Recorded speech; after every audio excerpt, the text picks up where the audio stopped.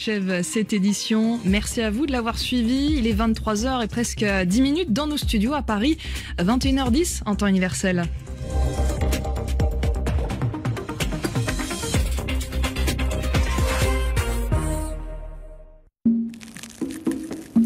Le goût du monde, Clémence de Navy. Le microbiote, ce fameux deuxième cerveau, micromonde, premier allié de notre santé s'il va bien, s'il est équilibré. Comment prendre soin de lui? Quels aliments privilégier? Des fibres, oméga 3, des aliments fermentés? Comment et où les trouver dans notre alimentation au quotidien? Mode d'emploi ce dimanche à 11h30 en temps universel. Le goût du monde, avec Clémence de Navy sur RFI et aussi en podcast sur RFI.fr. RFI et France 24 présentent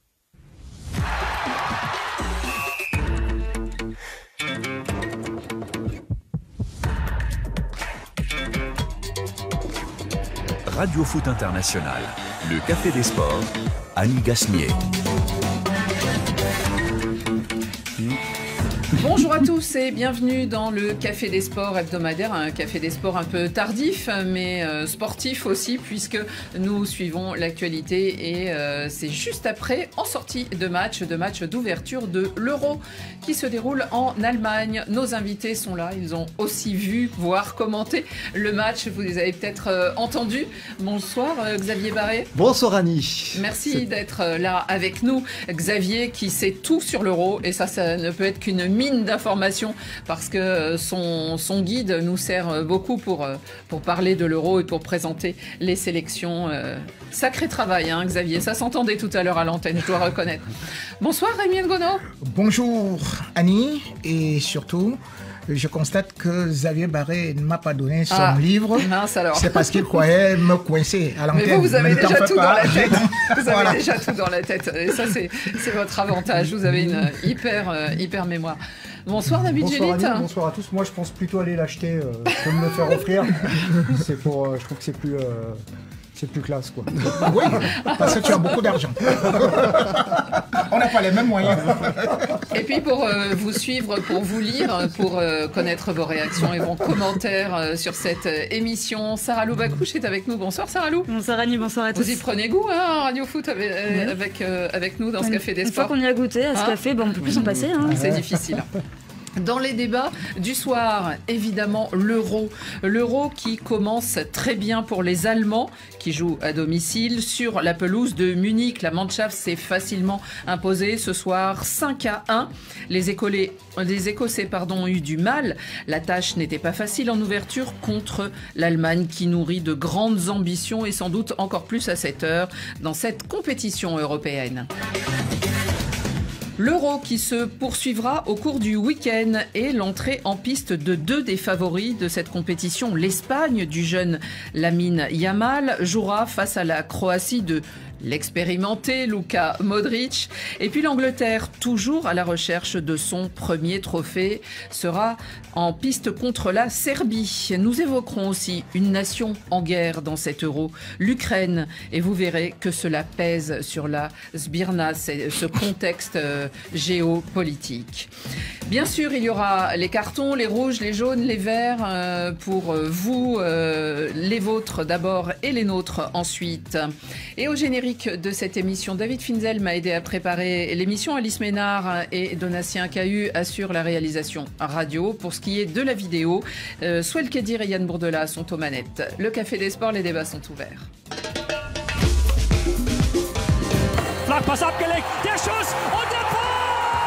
1:0 Deutschland, Florian Wirtz! Kai Havertz qui a contrôlé du pied gauche, Moussiala qui a pu se retourner la frappe, le deuxième but allemand! Here comes the free kick from Robertson into the penalty area. Oh, that's in! Scotland have scored! McKenna with a header. It bounces off Rudiger over Neuer. C'est terminé. Victoire de l'équipe d'Allemagne, 5-1 sur l'équipe d'Écosse. Une levée de rideau, peut-on dire quand même spectaculaire pour ce 17e Euro 2014. Les Allemands à domicile ont fait la loi sur leur pelouse, sur la pelouse de Munich où étaient aussi tant de joueurs du Bayern, le club qui d'habitude occupe cette pelouse.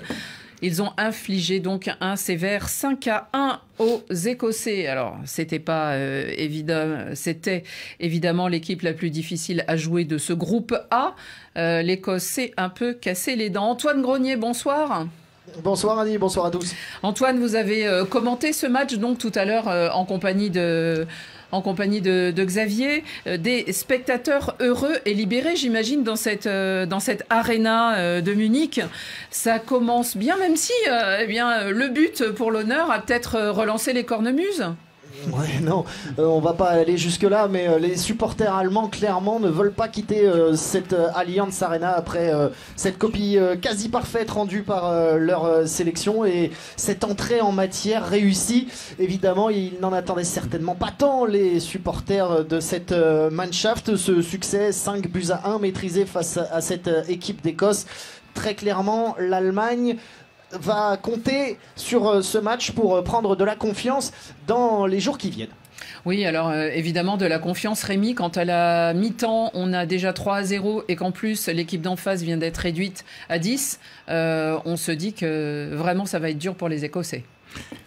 Très difficile parce que les Écossais ont d'abord voulu jouer un peu haut et puis c'était trop bas et par la suite ils ont subi. Parce que justement, l'Allemagne, ils ont laissé jouer Toni Kroos. Or, lorsque vous laissez jouer Toni Kroos, une chose est sûre, c'est qu'il va ravitailler l'attaque. La preuve, c'est que vous regardez quand même sa transversale. Sur les 5 qu'il a tenté, il les a réussi. Et c'est sa transversale qui va, de l'autre côté, trouver Kimmich, qui va immédiatement désaxer le bloc. Donc, du moment où vous laissez Toni Kroos, le géomètre, il faut quand même se dire que rien que pour la première mi-temps, c'est 55 passes tentées, 55 passes réussies, 100%. À partir de là, vous êtes battu, c'est terminé. Le madrilène. Avant de vous donner la parole, messieurs, Antoine, vous le disiez durant le commentaire, hein, à chaque fois que Toni Kroos avait la balle, pratiquement les 75 000 spectateurs retenaient leur souffle. Oui, pas que, d'ailleurs, les 11 Écossais aussi, je peux vous le dire, parce qu'ils ne savaient pas du tout ce qui allait se passer. Toni Kroos, il a été stratosphérique ce soir, très clairement, tout a reposé sur lui. C'est lui qui distribuait à droite, à gauche, et qui savait exactement comment les choses devaient se passer. Encore une énorme prestation de la part du milieu de terrain du Real Madrid. Et on a intérêt à l'admirer, ce Toni Kroos, puisqu'il a non seulement quitté le Real Madrid, mais en plus, il devrait arrêter sa carrière. Nabil, vous aussi, vous avez été sous le charme un peu de cette équipe allemande? Oui, parce qu'en fait, un match d'ouverture, c'est jamais simple. Il y a une certaine pression sur les joueurs. Il y a le poids du maillot, aussi le poids de ne pas décevoir. C'est un match, non pas en Eurovision, mais en monovision, puisque l'Euro est une compétition qui est regardée dans toute la planète, parce que c'est une compétition de très haut niveau. Il n'y a pas eu match. On nous avait annoncé quand même une équipe écossaise assez intéressante pendant les éliminatoires, qui avait croisé, je crois, l'Espagne, l'Ukraine, si je dis pas n'importe quoi. Xavier sera là pour me rectifier, notamment grâce à son guide. Il a le livre ouvert. L'Espagne et la Norvège. L'Espagne et la Norvège, donc merci Xavier de le faire. Ils ont éliminé Haaland, évidemment. Et puis moi j'ai trouvé une équipe d'Allemagne complète avec le choix d'un faux neuf, Havertz. Ils avaient Füllkrug qui est sur le banc, qui est plus un point de fixation, qui est rentré. Effectivement, Rémi a raison. Toni Kroos, c'est pas un géomètre, c'est un quarterback. C'est un quarterback de football américain. C'est une main à la place du pied qu'il a. Et en plus, quand il n'est pas pressé, il joue dans un fauteuil. Et le pourcentage de passes réussies dans le camp adverse aussi. C'est ça qu'il faut voir également dans les interlignes. Et puis cette jeunesse également avec Musiala, Wirtz. Donc bon, disons-le clairement, l'entrée est plus que réussie du côté de l'Allemagne. Et je dirais même un peu plus, et je lâcherai la balle ensuite à Xavier, ils ont envoyé un message. Oui. Mais avant de parler de ce message, Xavier, il y a une chose aussi qu'on voyait, nous, quand on écoutait le match, quand on le regardait, et quand on préparait avec Alice ces petits mix toujours de buts, c'est qu'il n'y a pas eu une seule fois le même buteur. Oui, il y a eu. Alors, Füllkrug aurait pu en mettre un deuxième, mais il a été signalé hors jeu. Mais effectivement, c'est la force de cette équipe d'Allemagne, c'est que le danger vient de partout. Alors, effectivement, il y a la rampe de lancement Toni Kroos, et ça, c'est le grand succès de Julian Nagelsmann, c'est de l'avoir convaincu de revenir en sélection alors qu'il avait pris sa retraite internationale après l'Euro 2021. Et donc, depuis, qu'est-ce qu'on a? Eh bien, on a une équipe d'Allemagne avec ces trois flèches Kai Havertz, qui n'est pas un vrai avant-centre, en fait, qui est un faux neuf, voilà, qui peut décrocher, qui offre des solutions, Jamal Musiala et Florian Wirtz. Et Ilkay Gundogan au milieu d'eux, pour apporter aussi un peu de stabilité et de solutions de soutien. Donc on a une équipe d'Allemagne qui effectivement peut attaquer de partout, sur les côtés aussi avec Kimmich et Mittelstadt. C'est une vraie équipe très cohérente, et il faut reconnaître à Julian Nagelsmann d'avoir construit cette équipe en très peu de temps, parce qu'il est sélectionneur que depuis quelques mois, d'avoir su faire les bons choix. Il a fait beaucoup de changements, parce que dans le groupe, vous avez 10 joueurs qui débutent en compétition internationale sur 26. C'est-à-dire qu'il y en a 10 qui n'ont aucune expérience internationale et qui sont dans ce groupe. Voilà, donc il a su faire un bon mix entre les éléments d'expérience. Il y a encore 3 champions du monde 2014, donc Kroos, Thomas Müller qui est rentré, et puis Manuel Neuer, bien sûr, le gardien. Et les autres sont beaucoup de joueurs qui ont peu d'expérience internationale, mais qui ont une vraie envie de gagner. Sarah Lou, est-ce que nos auditeurs et internautes ont apprécié le spectacle? Évidemment, on salue la performance de l'Allemagne. Chris Durand d'ailleurs, petit clin d'œil pour vous, Rémi, qui donc salue le match de Kroos. Et c'est juste incroyable de le voir à ce niveau. J'avais l'impression de voir le Real Madrid jouer, nous dit-il.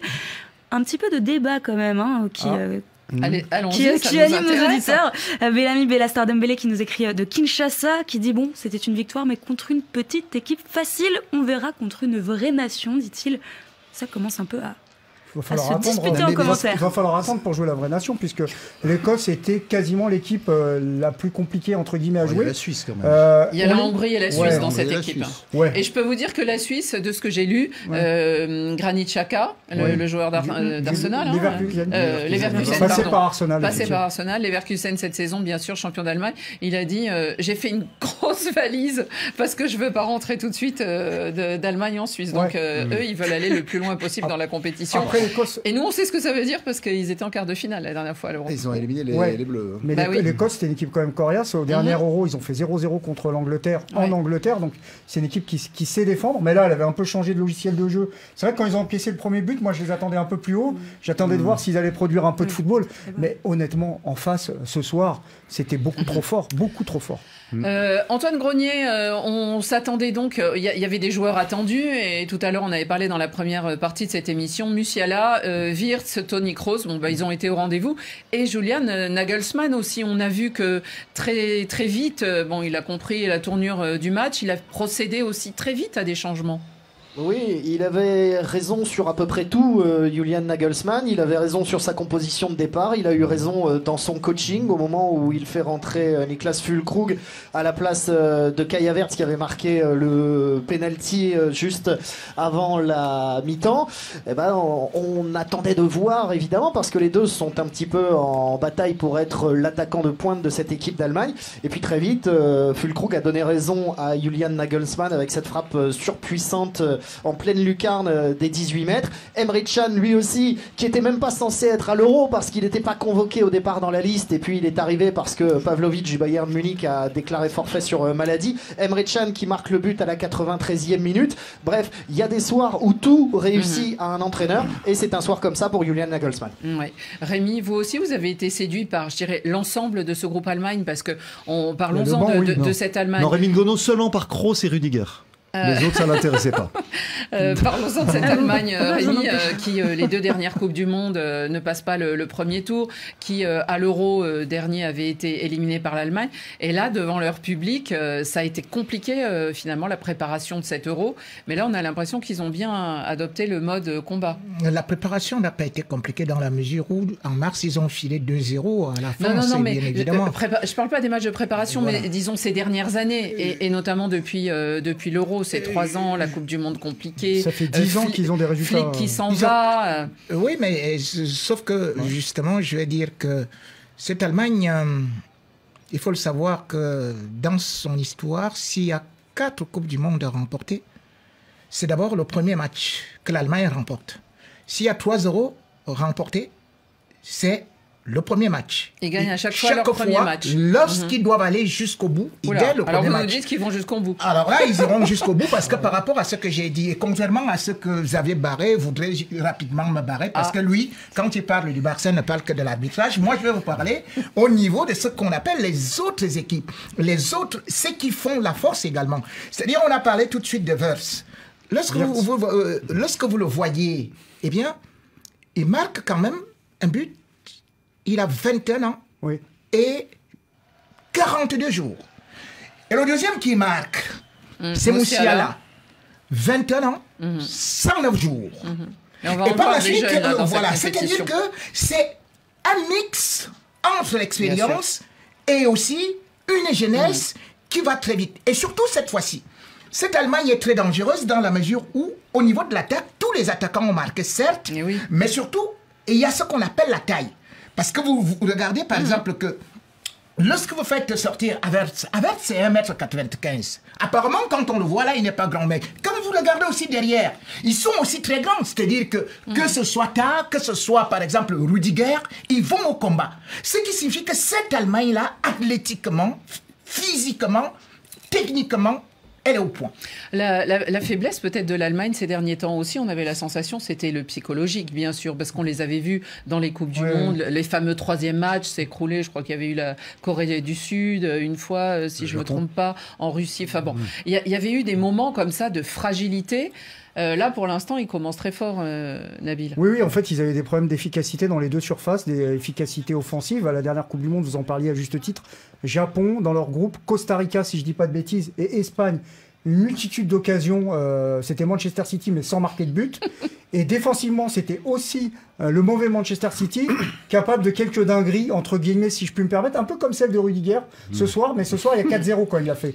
S'il a fait à 0-0... Oui, parce que le but est contre son camp, malheureusement, le but attribué à l'Écosse, mais c'est pas un buteur écossais. Ça fait 10 ans, il y a un peu un problème de logiciel de jeu. Par exemple, en 98, ils avaient failli à la Coupe du Monde, ils s'étaient remis en question, et en 2002, ils étaient arrivés en finale, ils étaient repartis sur un nouveau cycle.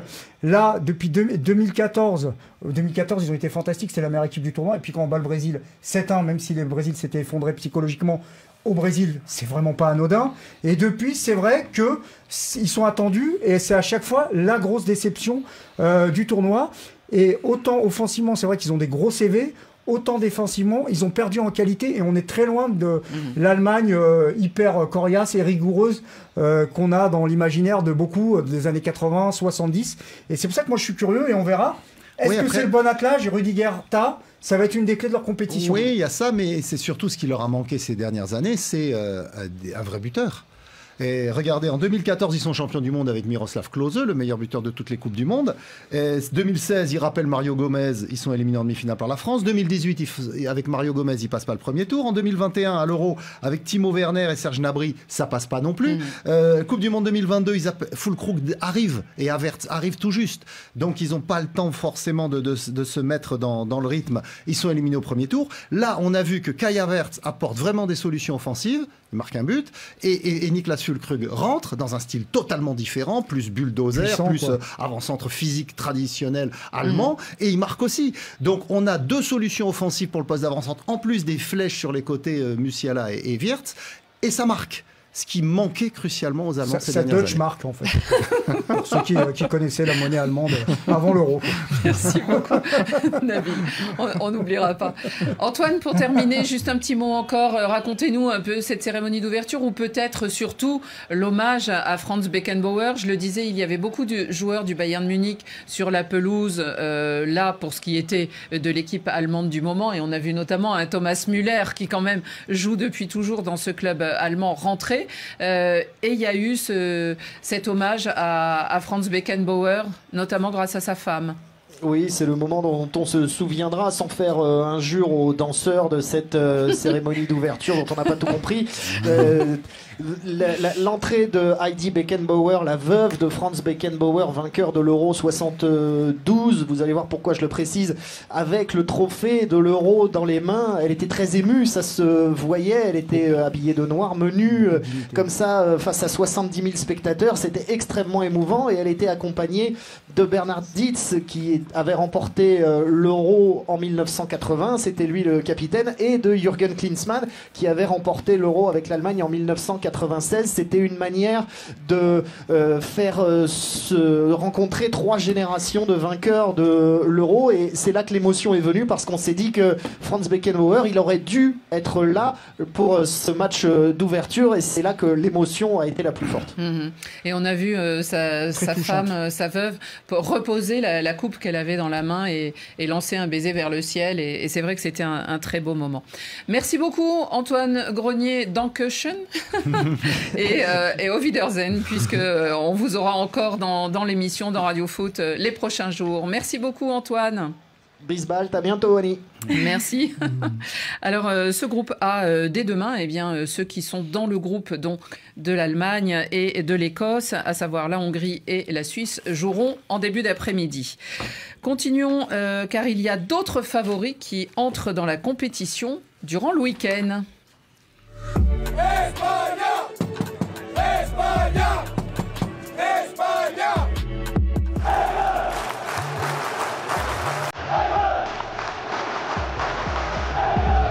Willkommen in Deutschland zum Europacup.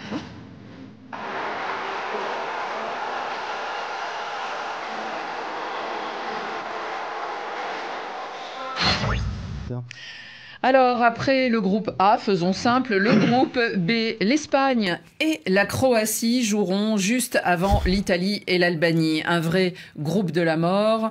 On aime bien en trouver un parfois, on a un peu de mal. Mais alors là, je crois qu'on est sûr que celui-là, c'en est un. Encore qu'avec cette compétition où il y en a 16 qui se qualifient, dont les meilleurs troisièmes, peut-être que là, il y aura 3 qualifiés. En tout cas, la Roja, elle vient de débarquer avec l'attaquant le plus jeune de cet Euro, le Barcelonais, Lamine Yamal, produit direct, Xavier Barré, de la fameuse Masia, le centre de formation du FC Barcelone. Il a toutes les chances d'être titulaire ? Oui, puisqu'il a fait pratiquement toute la saison à Barcelone et dans cette équipe d'Espagne, aujourd'hui, le sélectionneur Luis de la Fuente compte sur lui. Donc il n'y a pas de raison de ne pas l'aligner, sauf si pour des raisons tactiques au dernier moment, il 16 ans, hein. Oui, il jugerait de procéder autrement. Mais on voit que les jeunes dans ces compétitions arrivent avec toute leur fraîcheur, leur spontanéité, ils apportent beaucoup. On l'a vu avec cette Allemagne, avec Musiala et Wirtz, alors Musiala, il était à la Coupe du Monde, mais pas Wirtz, donc qui découvrait une compétition de haut niveau. Lamine Yamal, avec ce qu'il a montré cette saison, il n'y a pas de raison de ne pas l'amener à partir du moment où c'est un joueur qui a le niveau international, sans aucun doute. Rémi, dans cette équipe d'Espagne, il y a évidemment Lamine Yamal, mais il y en a beaucoup d'autres aussi. Comment la voyez-vous, cette équipe d'Espagne ? On la met immédiatement dans les favorites ? Vous aussi ? Oui, on la met parmi les favoris parce que lorsque vous regardez, ils ont un bon gardien, surtout.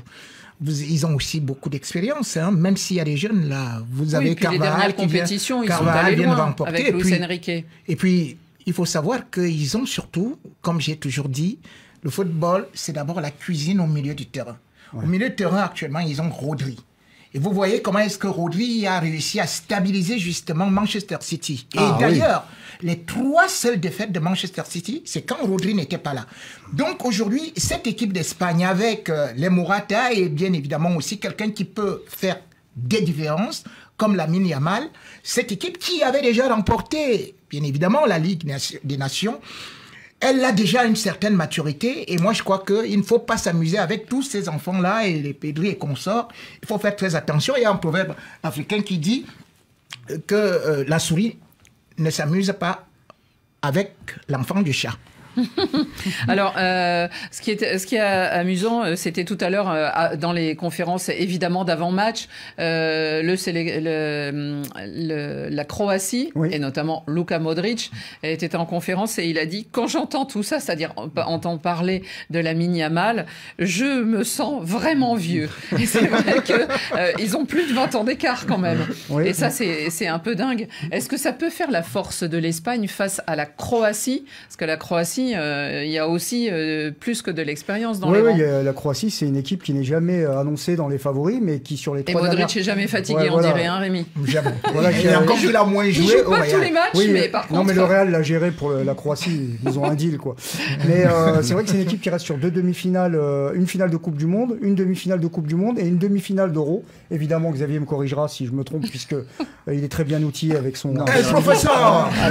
En dernier Euro, ils se font éliminer par l'Espagne dès les 8e de finale. Bon, ben, merci, mais par contre, ils jouent contre l'Espagne en finale de la Ligue des Nations. Mais ils font une demi-finale de Coupe du Monde, là, la dernière fois. Oui, absolument. Oui, bien sûr. Et une finale de Coupe du Monde aussi contre la France. 2018, mais là, la dernière Ligue des Nations que gagne l'Espagne, c'est en finale contre la Croatie. Voilà.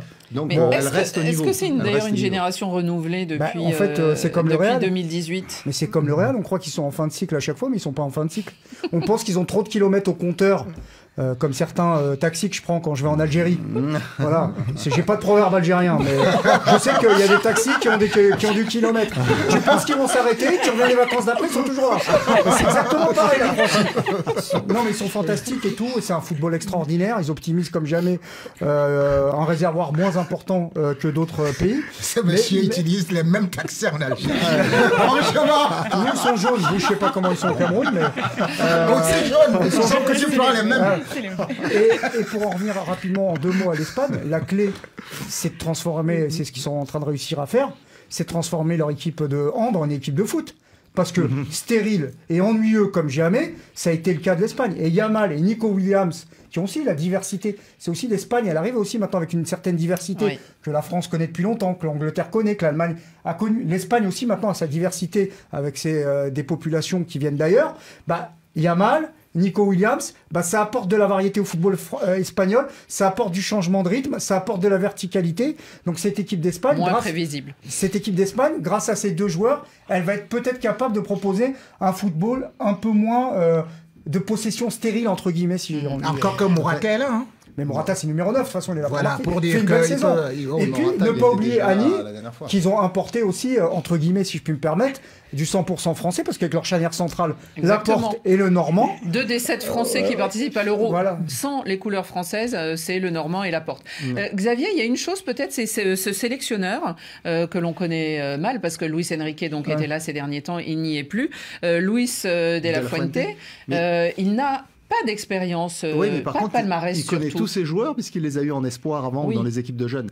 Mais il a fait gagner l'Espagne des dizaines de fois dans les équipes de jeunes, puisque dans les équipes de jeunes, l'Espagne s'est constitué un palmarès incroyable en gagnant les Euros des 19 ans, les Euros des espoirs, puis espoirs. Et donc lui, il a gravi tous les échelons avec ces jeunes, donc il les connaît et il sait leur parler, parce que parfois ce qu'on dit, c'est que les entraîneurs un peu âgés, quand ils découvrent des générations, les nouvelles générations, ils ont du mal à établir le lien, mais lui, ça fait des années qu'il travaille avec ces jeunes. Donc il sait comment... Il s'est mouillé sur Yamal, qui a été, rappelons-le, quand même désiré par l'équipe nationale du Maroc, puisque sa maman est de Guinée équatoriale, le papa est du Maroc, et il a vécu en Espagne. Donc il s'est mouillé là-dessus et il a pris ses responsabilités pour le prendre très vite, ce qui n'a pas été le cas de Brahim Diaz, qui lui est parti du côté du Maroc. Et pareil de l'autre côté avec Nico Williams, son frère Iñaki, lui joue avec le Ghana. Donc il a été important puisqu'il les a vus en jeune. Il les connaissait et il les a préemptés.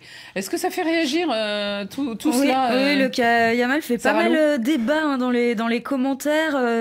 On nous dit du côté de Seth Evans que, eh bien, attention, Yamal n'a que 16 ans, Xavier Barré, calmez-vous. D'autres sont persuadés que Yamal va mener son équipe en finale. En tout cas, il y a un choc qui est attendu, c'est Yamal et Modric. Et ça, ils sont nombreux à nous le dire. Exactement, parce que c'est le choc là, Modric avait déjà gagné. N'hésitez pas à réagir dans les commentaires, on aime beaucoup vous lire. Dans ce groupe B, en tout cas dit contre la mort, Rémi, on a aussi l'Italie. Alors, on en a beaucoup parlé tout à l'heure dans la première partie de cette émission d'avant-match. L'Italie tenante du titre, qui arrive là en tant que championne d'Europe, et en même temps qui ne fait pas vraiment partie des favoris.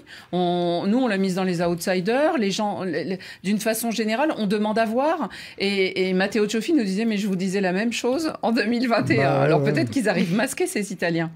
Effectivement, ils arrivent masqués parce que chaque fois qu'on se dit que l'Italie peut faire quelque chose, l'Italie ne réussit pas.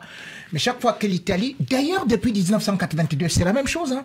L'Italie, c'est... Personne ne voyait l'Italie. Et d'ailleurs, l'Italie, même, je crois, même à la Coupe du Monde, ils étaient avec le Cameroun, incapables même de battre le Cameroun. Ils avaient passé avec... C'est normal, le Cameroun, c'est l'Allemagne de l'Afrique. Mais vous vous rendez compte, le Cameroun avait été éliminé avec 3 points, l'Italie est passée avec 3 points. Et on se disait, cette Italie, ils ne font pas un bon jeu, ils n'iront nulle part, et tout. Ils sont allés au bout. Moi, cette Italie est très, très dangereuse. Et je crois que avec surtout le système de contre-attaque, perforer les défenses. C'est surtout leur milieu de terrain qui est de très haut niveau, quoi, en fait. Voilà. Après, on a des doutes sur l'attaque, notamment, Xavier parlait tout à l'heure d'un buteur du côté de l'Allemagne, l'Italie, c'est une des questions. Et Scamacca de l'Atalanta qui est pas mal, mais au milieu c'est fort. Jorginho, Barella, il y a qui d'autre? Je me souviens que quand ils ont été champions d'Europe, on me disait il n'y a pas véritablement d'individualité et de stars, peut-être Donnarumma un peu plus que d'autres, mais sinon c'était le collectif. On les attendait pas effectivement lors du dernier Euro, mais ils s'appuyaient quand même sur une série d'invincibilité incroyable qui a d'ailleurs établi un nouveau record du monde puisqu'ils en ont 37 au total. Ils étaient à une trentaine avant l'Euro. Ils ont passé l'Algérie qui était à 35. Voilà, et puis d'autres pays aussi. Mais surtout, ils avaient cette invincibilité sur laquelle s'appuyer. Là, on sent que Spalletti, même s'il fait bien jouer cette équipe, il n'a pas les mêmes références sur lesquelles s'appuyer pour le moment. Mais Spalletti, quand même, champion d'Italie avec Naples, et du coup, une grande connaissance aussi. On ne peut pas les écarter, ils ont le mode d'emploi. Ne serait-ce que déjà quand ils arrivent avec leur maillot bleu, tu respectes, quoi. C'est l'Italie. Après, attention quand même dans ce groupe, parce que ce groupe de la mort, comme vous dites, c'est des derbys, quoi. Le dernier groupe de la mort, il y a 3 ans, donc en 2021, c'était France, Portugal, Allemagne, avec la Hongrie. Et derrière, les 3 équipes avaient été éliminées en 8e de finale. La France, parce qu'ils avaient laissé beaucoup d'énergie dans ces confrontations. Là, c'est peut-être ce qui attend Espagnols, Italiens et Croates. Après, il n'y aura peut-être pas de canicule comme à Budapest la dernière fois, quoi. Groupe C, ça sera dimanche et ça sera avec l'Angleterre. Alors l'Angleterre, on l'attend toujours. Nabil, on l'attend. Cette Angleterre depuis 1966, les pauvres, à chaque fois on leur dit oui. Alors vous êtes là, vous voulez un trophée. Le dernier Euro, ils ont disputé la finale et ils l'ont perdu chez eux à Wembley face à l'Italie. Comment voyez-vous l'Angleterre ? Je suis partagé pour être honnête avec vous. Autant la dernière Coupe du Monde, je pense qu'ils avaient eu le malheur de tomber sur l'équipe de France, sinon ils seraient allés au bout. On s'en souvient, c'était en quart de finale. Avec un but de Giroud. J'ai l'impression que c'est un pénalty manqué. Un pénalty manqué par Kane, vous avez raison, qu'il l'a envoyé sur le parking du stade. Je suis partagé parce que, en fait, il y a 2 lectures. Soit c'est l'équipe qui va rien valider, ça fait plusieurs années, plusieurs compétitions qui tournent autour du pot et qui gagnera pas. Un peu comme le Ghana, par exemple, à une époque en Afrique, récemment pour les CAN. Soit c'est la bonne et ils vont aller au bout parce ils ont quand même un effectif qui est quand même assez exceptionnel, un des 3 à 4 meilleurs, mais ils sont pas sur une dynamique fantastique et ils ont laissé des garçons à la maison qui m'interpellent. Justement, Rémi, est-ce que ça vous interpelle aussi ces joueurs que l'entraîneur Southgate n'a pas amené? Je pense à Rashford, je pense aussi à Grealish, et je pense même à Maguire, parce que Maguire, il était pas toujours, très critiqué dans ses clubs et tout, mais toujours là quand il fallait, avec la sélection de la Three Lions, avec la sélection anglaise. On a l'impression presque qu'il a laissé son talisman en Angleterre, Southgate. Mais je crois que Maguire, qui a quand même disputé 720 minutes, c'est le joueur qui a plus joué, avec Pickford comme gardien. S'il le laisse, c'est parce que d'abord aussi il est blessé. Et deuxième des choses, il faut savoir que si aujourd'hui l'équipe d'Angleterre fait peur, c'est parce qu'elle a une attaque de feu. Moi, je ne vois pas ce que Grealish aurait pu faire là. Quand vous regardez seulement le côté offensif de l'Angleterre, c'est-à-dire vous avez déjà côté gauche, vous avez Phil Foden, vous avez de l'autre côté Bukayo Saka, vous avez bien évidemment Watkins qui peut se substituer au tueur en série, Harry Kane.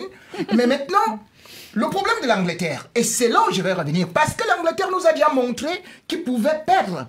Qu'elle pouvait perdre avec des méga stars, c'est-à-dire que ce soit les Rooney, que ce soit les Lampard, les Gerrard, et même bien avant. Donc aujourd'hui, je regarde surtout le côté défensif. Qui dans cette équipe d'Angleterre est titulaire? Il n'y a que Walker. Parce que vous allez voir finalement que au niveau de la charnière centrale, bien évidemment, vous allez certainement vous retrouver avec Gueye. Vous allez dire peut-être que non, après je vais regarder du côté gauche. Vous allez voir que du côté gauche, ce sera peut-être Trippier parce qu'il vous manque justement ce qui pouvait jouer chaud et consort. Donc l'Angleterre, quand elle est les défenseurs, elle manque toujours, quand elle a les attaquants, elle manque toujours des défenseurs. À peu près comme un proverbe africain dit, le pauvre, quand il a le grenier, il n'a pas le blé. Et quand il a le blé, il n'a pas de grenier. Il est bon. Il est pas mal. Il est bon. Avant de vous donner la parole, Xavier, Sarah Lou, est-ce qu'il y a des commentaires ou des... Je vous vois sourire parfois. Non, il y avait un commentaire très drôle concernant l'équipe d'Italie quand même que j'aimerais bien vous lire. Je vais le retrouver. Comparant l'Italie à une ONG un but non lucratif et à la fin, ils vous surprennent. En revanche, il y en a qui ont de l'esprit. En ce qui concerne l'Angleterre, Oumar Barrow nous écrit l'Angleterre, c'est comme la Belgique, ils ont toujours de très bons joueurs, mais ça leur manque à chaque fois un petit truc pour aller au bout. S'ils atteignent le dernier carré, c'est déjà pas mal. Et même on est même un peu révolté. L'Angleterre doit se révolter, ça fait longtemps. Il faut montrer les visages de Première Ligue. Des Anglais révolutionnaires. Attention. Avec un possible ballon d'or, Bellingham qui est là. Oui, à part que les Anglais, effectivement, je vois deux choses à rajouter à tout ce qui a été dit par mes collègues. Brillamment, ce serait important de le rappeler. Attention, il va mettre ses lunettes. C'est d'abord que cette équipe d'Angleterre, elle a souvent péché par excès de qualité. Moi, je me souviens, la génération fin 90, début 2000, il y avait un gros problème. Il y avait Frank Lampard et Steven Gerrard. Et on ne pouvait pas ne pas les mettre dans la sélection et on ne savait pas comment les faire jouer ensemble. C'était le problème de tous les sélectionneurs. Comment faire harmoniser cette équipe avec Lampard et Gerrard qui se marchaient sur les pieds.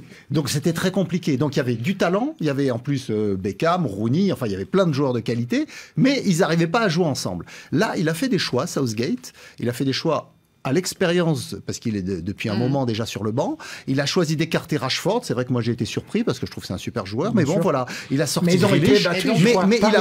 Mais il a pris. Alors ces matchs de préparation, c'est un peu difficile. Mais il a pris des gars comme Watkins, des gars qui sont plus discrets, qui sont moins prétentieux peut-être pour le poste de titulaire. Et logique de groupe, exactement. C'est comme doublure. Oui, mais justement, le gars il est doublure et il se contentera de ce rôle de doublure. Et quand il rentrera, il sera content. Ce qui n'était pas tout le cas des autres. Ça. Deuxième chose, je dis rapidement. Dans cette génération anglaise, vous en avez qui ont déjà gagné au niveau international. Champion du monde des 17 ans en 2017, champion du monde des 20 ans en 2017, champion du monde des 19 ans en 2018. Donc c'est une génération qui arrive à maturité avec des garçons, notamment Phil Foden par exemple, qui ont déjà gagné dans les catégories de jeunes et ça compte beaucoup. On voulait aussi rendre hommage ou parler d'une nation qui entame cette compétition avec quand même un certain handicap, et ce handicap est forcément moral, c'est la sélection de l'Ukraine. Alors, elle était là déjà au dernier Euro et elle était allée assez loin. La Sbirna est comme on la surnomme, cette sélection, elle sera évidemment très suivie, très encouragée. Le pays est en guerre depuis 28 mois, bombardé par la Russie depuis le 24 février 2022. Et regardez, ce quotidien, eh bien, les joueurs veulent montrer qu'ils ne l'oublient pas. Et il y a une vidéo, notamment pour ceux qui nous regardent, et vous allez voir, on comprend ce qui se passe dans la tête de ces joueurs. My name is Andriy Lunin. I'm a goalkeeper. I play for Spanish club Real Madrid. My name is Mikhailo Mudryk. I'm playing for English club Chelsea. Our hometown is Krasnograd, Kharkiv region. My name is Alexander Zinchenko. My hometown is Radomyshl, Zhytomyr region, Ukraine. My native village is Velika Novosilka, completely destroyed by Russia. On voit donc défiler dans la caméra, pour ceux qui nous écoutent, bien sûr, on voit défiler des joueurs, des grands noms de cette sélection. Et à chaque fois qu'ils citent le nom de leur ville d'où ils viennent, leur ville natale, on voit une ville en feu, calcinée, détruite par tout ce qui s'est passé, tout ce qui est hôtel, édifice ou immeuble qui a été bombardé. Xavier Barré, parlez-nous de cette sélection, parce que en même temps, elle est pleine de bons joueurs qui jouent dans des grands clubs, notamment en Angleterre. C'est une génération qui a été championne du monde des 20 ans en 2019. Ils avaient été sacrés en Pologne en battant en finale la Corée du Sud. Et donc c'est une génération bourrée de talent et qui est heureusement, par la qualité de ces joueurs et la solidarité internationale, la plupart ont pu trouver des clubs à l'étranger. Le Shakhtar Donetsk et le Dynamo de Kiev jouent encore les Coupes d'Europe sur des terrains neutres, bien sûr. Oui, en Pologne et ailleurs. Et le président Volodymyr Zelensky a dit qu'il tenait à ce que ces joueurs portent les couleurs de l'Ukraine sur les terrains de football plutôt que d'aller au front, même si certains ont dit qu'ils étaient prêts à aller au front défendre leur pays. Donc il y a effectivement une mobilisation extraordinaire autour de cette équipe nationale. On a vu que ça n'avait pas suffi lors des éliminatoires de la dernière Coupe du Monde. Voilà, ils avaient passé le premier barrage contre l'Écosse, si je me souviens bien, mais pas le deuxième face au Pays de Galles.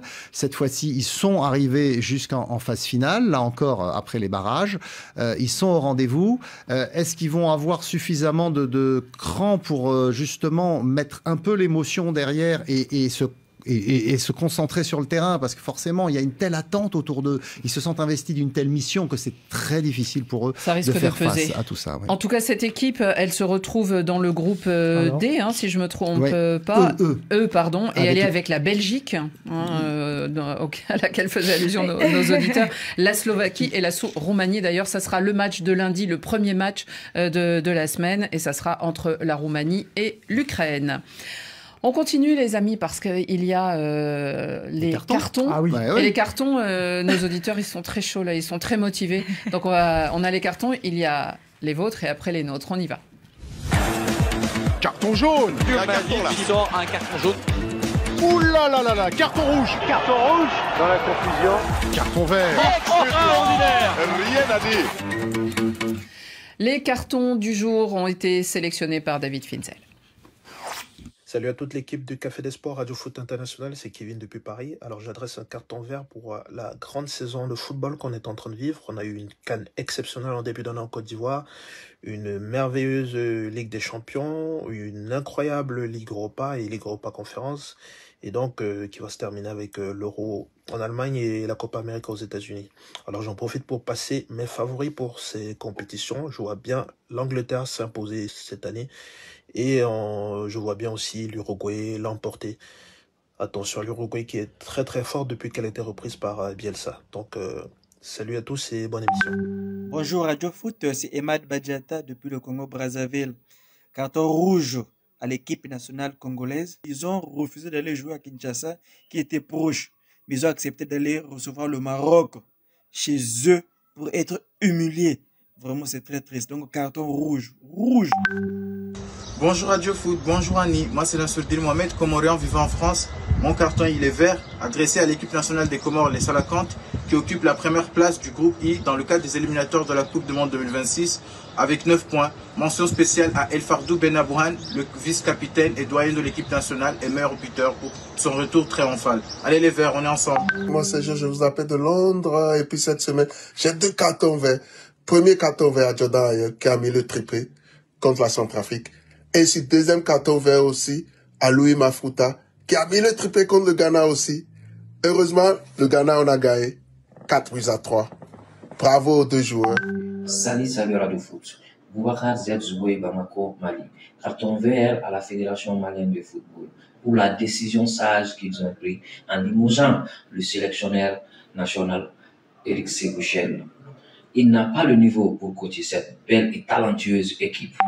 Salut le Café des Sports, c'est un carton rouge que j'attribue à certaines fédérations de football qui n'accordent pas de temps à leurs sélectionneurs et qui les limogent juste après une défaite. Le dernier à date, le limogeage d'Eric Schell, qui pourtant avait fait un travail remarquable jusque-là avec les Aigles du Mali. Donc, pensons à travailler dans la durée si on va avoir de bonnes équipes. Oumar Barou, depuis le Sénégal. Bonne émission à tous. Radio Foot International, bonjour à l'équipe de Café des Sports. Je m'invite dans les débats pour la première fois, même si je suis depuis très très longtemps. Je m'appelle Kaba Veke, je vous envoie ce message depuis la ville de Lyon. Et mon carton, il est entre le jaune et le rouge que j'attribue au jeune joueur guinéen Fassine Conté qui a annoncé récemment qu'il allait faire une pause avec la sélection nationale. C'est une décision que nous respectons, mais personnellement, je ne l'ai pas compris pour la bonne raison qu'il est un soldat et un soldat, ça ne démissionne pas. Bonjour Café des Sports. Si Rafi Sayoboni depuis Lomé, moi je donne un carton vert à tout un peuple, le peuple ivoirien, qui nous a accueillis, qui a accueilli les guépards du Bénin à bras ouverts et puis les a soutenus. Les guépards ont joué au Félicia comme ils étaient à Cotonou. Et merci à eux, merci à ce peuple. Carton vert. Bonsoir la famille. Moi c'est Kama Alassane depuis la Guinée-Conakry. Mon carton de ce soir est vert. Oui, vert contre Cristiano Ronaldo qui a envoyé un message puissant aux adversaires de l'Héros lors de son dernier match face à l'Irlande. Moi c'est Joël Choupo depuis le Cameroun. J'adresse comme ça un carton vert à monsieur CS7 qui s'en va pour la 6e fois comme ça discuter l'Euro. Sacré CS7, belle performance, quelle longévité. Rendez-vous au Canada pour une autre Coupe du Monde. Benedetto depuis Cotonou, Bénin. Je donne un carton vert à Lamine Yamal, la pépite du FC Barcelone qui s'apprête à disputer le tout premier Euro de sa carrière. Je lui souhaite bonne chance. Je suis Honoré Dem, Togolais vivant en Italie. Je donne un carton vert à toutes les équipes qualifiées pour l'Euro 2024. Bonne chance à toutes et que la fête soit belle. J'espère que cette année sera la bonne pour les Pays-Bas. Chacun donne son opinion et c'est très chouette. Alors, il y en a qui pensent que l'Uruguay peut gagner la Copa América. Pourquoi pas? Moi, je suis toujours pour le Brésil, mais ça, c'est pas grave. Et puis Georges, il est plus dans son stade en ce moment. C'est la pause. Et il y a un petit carton, Sarah Lou. plusieurs cartons qui circulent dans les commentaires là sur le Facebook Live. Un carton rouge adressé à vous deux, messieurs, parce que vous êtes d'accord. Et ça apporte un peu moins de piment. On aurait dû parler un peu plus de Rudiger. Un peu plus de bagarre. Voilà. Vous êtes trop calme, trop d'accord. Ça plaît pas. Allez Rémi, votre carton. Rouge. Rouge aux dirigeants du FC du Bayern Munich par rapport à ce joueur qu'on appelle Alphonse Davies, qui voudrait aller au Real et il demande d'être vendu. Les dirigeants lui disent que non, tu finis ton année là. Donc, il va se retrouver dans la même situation que Kylian Mbappé. Et le Real va justement encore le prendre gratuitement. Et ils vont commencer à se plaindre après, comme le dit un proverbe africain, l'oiseau qui vole n'a pas de maître. Vous êtes sûr qu'ils veulent l'acheter, le Real Madrid? Bien évidemment, le Real a fait des propositions et d'ailleurs vous avez vu la dernière que Ferland Mendy était le meilleur arrière-gauche du monde. Pour l'instant, ils n'ont pas reconduit le contrat de Mendy. Je crois que vous, ça fait écho à ce qui s'est dit dans la session des cartons de nos auditeurs, Nabil Djellit. Oui, tout à fait. Je mets un carton rouge aux dirigeants du football malien, plus qu'aux entraîneurs qui se succèdent et qui se retrouvent confrontés aux mêmes problèmes, des problèmes de professionnalisation et par exemple de logistique, comme sur le dernier match où les Aigles du Mali sont arrivés à la dernière minute pour jouer un match en Afrique du Sud contre Madagascar.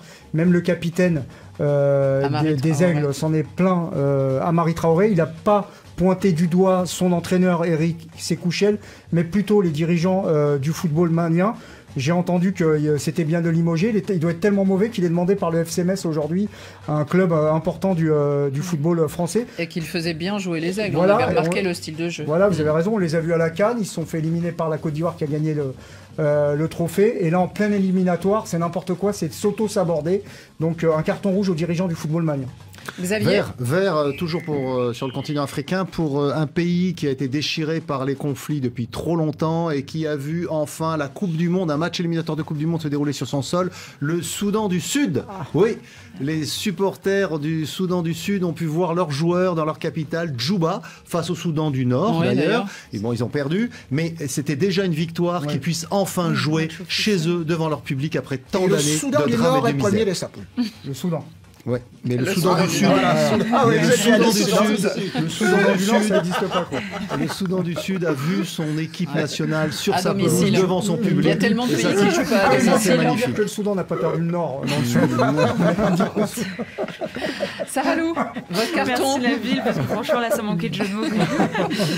Mon carton, il est adressé à une équipe de France. Alors pas celle dont on a parlé toute cette semaine, à l'équipe de France de football féminine qui les Bleus qui ont atteint les Bleus le 2e rang du classement FIFA cette semaine. C'est une grande première pour la sélection. Elles sont derrière l'Espagne qui est championne du monde, mais devant l'Angleterre, championne d'Europe, vice-championne du monde.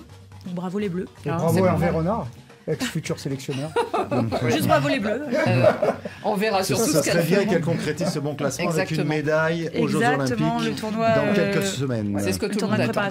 Le carton de Radio Foot, vous allez adorer l'humour anglais parce que le staff anglais, pour distraire un peu ses joueurs, s'est dit qu'est-ce qu'on pourrait faire. Eh bien, il leur a proposé de leur rendre le sourire certains soirs surtout et de faire peindre leurs animaux de compagnie, en l'occurrence des chiens, dans des postures royales. Et donc, les peintures sont accrochées dans leur chambre, dans le camp de base en Allemagne. Et pour ceux qui nous regardent, les autres, je vous conseille d'aller voir sur les réseaux sociaux. Regardez les chiens habillés en Reine Victoria, habillés en roi, Henri VIII ou je ne sais qui. Regardez les chiens, les caniches aussi. Enfin, c'est très drôle. Et il y a le nom des joueurs, c'est-à-dire par exemple Ramsdale, là, on voit quel chien il a. Gallagher. Vous voudriez ça avec votre chat, ami? Non. pas en posture royale. Mais voilà. Et ça, c'est une information glanée grâce à nos camarades de RTL Belgique. Et on a trouvé ça très drôle. David Finzel était mort de rire devant l'ordinateur. Messieurs, merci beaucoup. On a envie de vous dire bon euro à tous, parce que ça commence et ça va être une promenade au long cours. Là, il va y avoir beaucoup d'émissions avant et après. Et puis peut-être aller les Bleus, puisqu'il y en a qui sont pour les Pays-Bas ou pour je ne sais qui. Allez, les Bleus. Bon week-end à tous et à la semaine prochaine.